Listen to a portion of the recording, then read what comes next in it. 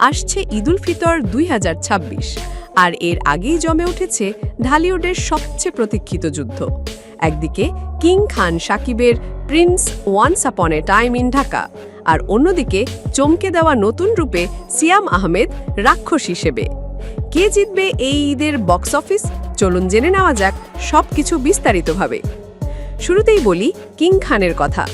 পরিচালক আবু হায়াত মাহমুদের পরিচালনায় শাকিব খান ফিরছেন ঈদে Prince once upon a time in Dhaka নিয়ে। প্রথমে নাম ঠিক হয়েছিল once upon a time in Dhaka, কিন্তু এবার অফিসিয়ালি যোগ হলো প্রিন্স টাইটেল।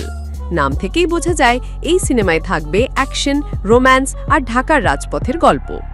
শাকিব খানের ভক্তদের জন্য এটা হতে যাচ্ছে এক জমজমাট ঈদের উপহার। অন্যদিকে একেবারে নতুন ধরনের প্রেমের গল্প নিয়ে আসছেন মেহেদী হাসান হৃদয়। রিয়েল এনার্জি প্রোডাকশনের ব্যানারে নির্মিত হচ্ছে সিনেমা রাক্ষস। এই সিনেমায় শাকিব খানের পরিবর্তে এখন নায়ক হিসেবে দেখা যাবে জনপ্রিয় অভিনেতা সিয়াম আহমেদকে, আর তার বিপরীতে থাকছেন প্রার্থনা ভার্দিন দিঘি। জানা গেছে এই সিনেমার মূল কনসেপ্ট ছিল শাকিব খানকে নিয়েই, কিন্তু পরপর ৩ বার গল্প ফিরিয়ে দেন শাকিব। অবশেষে হৃদয়ের সিদ্ধান্ত নেন নতুন কাউকে নিয়ে এগোনোর। আর এই চরিত্রে সিয়াম যে একদম নতুন এক লুকে হাজির হবেন তা বলা বাহুল্য।